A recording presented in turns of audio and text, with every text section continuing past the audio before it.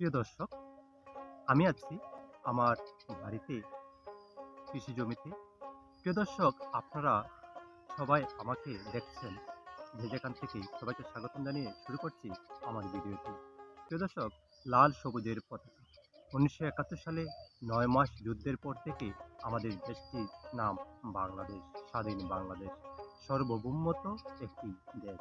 প্রিয় দর্শক, 1971 সালে সেই যুদ্ধের পর থেকেই আমাদের দেশের একটি পতাকা হয়েছে, সেটি হচ্ছে লাল সবুজের পতাকা। আমি এখন সবুজের মধ্যে আছি। আমাদের দেশটা কৃষি প্রধান দেশ। সেই কৃষি প্রধান দেশটাই আমি আছি আমার এই বাকর ক্ষেত্রে। প্রিয় দর্শক, দেখতে পাচ্ছেন কত সুন্দর বাকর হয়েছে। সেই জিনিসটি আপনাদের তুলে ধরার জন্য চেষ্টা করছি। কৃষক ফল না ফলালে এদেশে মানুষ অনাহারে অর্ধাহারে থেকে যেত। মানুষ কৃষক, কৃষক আমাদের অহংকার, কৃষক আমাদের গর্ব।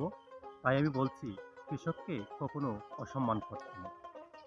আপনারা দেখতে পারবেন আমাদের আমাদের বংশের পরম্পরায় কেউ না কেউ কৃষক ছিল, এখনো আছে, এবং এই বাংলাদেশে থেকে যাবে। এটা মুছে ফেলার দিন নয়, বা মুছে ফেলা যাবে না। প্রিয় দর্শক, এই দেখছেন বাখর, বাখর খুব সুন্দরভাবে ফুটে উঠেছে। আশা করি এই বাখর থেকে, যে আমার চাচাতো ভাই করেছে আলামিন, সে অবশ্যই এই বাখর থেকে ভালো কিছু ফলাফল পাবে এবং ভালো কিছু টাকা ইনকাম করবে। বর্তমানে সবজির যে দাম, কাঁচামালের যে দাম, সে দামের তুলনায় কৃষকরা মোটামুটি টাকা পাচ্ছে।